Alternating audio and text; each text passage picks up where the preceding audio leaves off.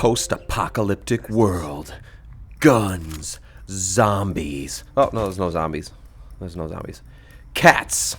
Bad guys with sticks up their asses. Now, it's time.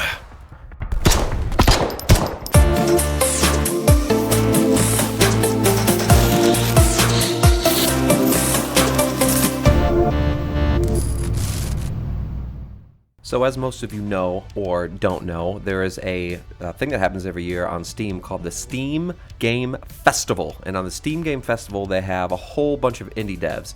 And these indie devs, they put out demos, they promote their games. There's live coverage, broadcasts, interviews, all sorts of stuff. And when I was playing around on the Steam Festival page, I came across a game called Potentia. Now, Potentia is a multiplayer sci-fi arena shooter with a heavy emphasis on verticality. Oh, wait. No, that's the wrong game. What do you mean it's the wrong game? It's the wrong game. There's two Potentias. There's two f***ing Potentias? That's right. There's another Potentia on Steam. That's a multiplayer sci-fi shooter from 2017. And then there's this Potentia. So there's two Potentias, guys. This one came out in February 11th, 2021. Full game. But the best part of the Steam Game Festival is that you can download and try games out. Now, I downloaded this one because it looked interesting. It looked kind of like a poor man's Last of Us made by a smaller dev team. Now, this dev team from Wiley Pumpkin is made up of 4 people, guys. 4 people. Now, the first thought that went through my head was, oh, God. But as I looked at the game, I was like, this doesn't look too bad. Let's give it a shot. So I dove in.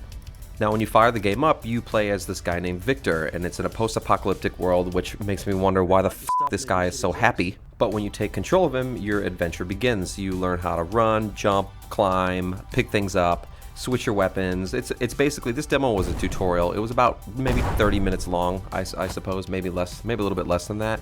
But remember, guys, this isn't a review. This is just an impressions.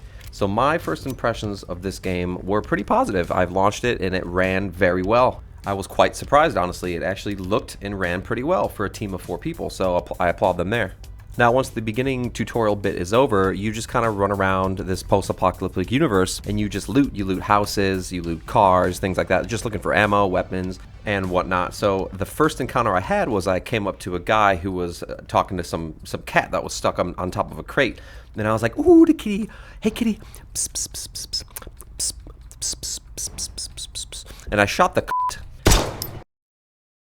Now, immediately there is when I fell in love with this demo because I was able to play the game how I wanted. I shot the f***ing cat, and then I took the guy out.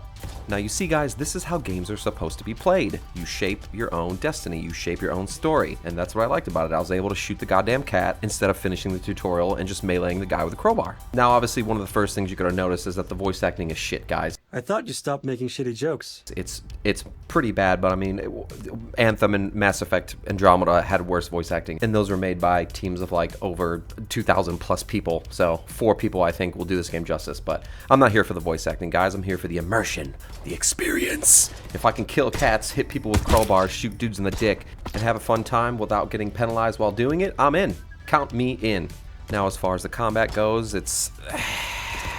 Let me ask you something. Why are we still in the age of where you have to hit the crouch button and manually walk behind cover? Why can't you just have stuff like in Uncharted and The Last of Us and games like that where you just walk behind the cover and he just automatically posts to it? Why do you have to manually crouch? Because what happens is every time I crouch behind cover, like in this game, I crouched behind cover and I stood up to shoot somebody and his fucking gun was pointing in the air and I couldn't shoot somebody and I got shot in the fucking face and I died.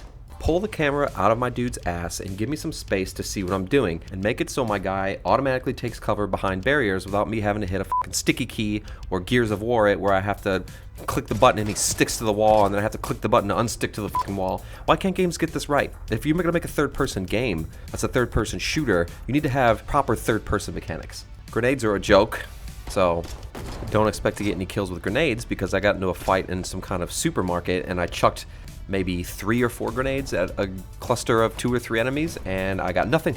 Not a damn thing. They exploded right next to the guys, and the guys just ran to the right and to the left, and I got no hits, even though the grenade landed at their feet. So, and listen, guys, I know I'm giving this game a lot of shit. I know it was made by 4 people, and I know it's their first game as a studio.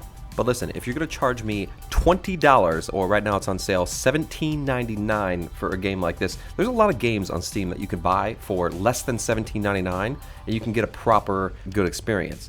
Now, with that said, I did enjoy my time with this game. It's more so like a budget Last of Us title without the zombies, the kid, the story, the cutscenes, the voice acting. Again, like I said, I did have a good time with it. I wasn't bored. I wasn't waiting for the demo to end. When the demo ended, I actually wanted more. I picked up a shotgun. I wanted to blow some limbs off and see how that goes, but I was only able to kill, I think, one guy, the armored enemy, before the demo ended.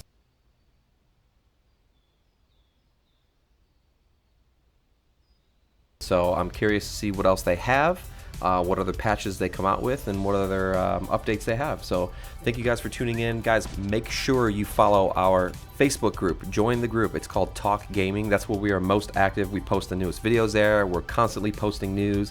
You can interact with me or Seven Sword directly. It's a very active community. You'll find lots of sales, lots of announcements. If you're trying to get a next-gen console, that's definitely one of the best places to look because we're always posting updates on when stock is available. So check the link in the description below, guys, for the Facebook page and join that shit.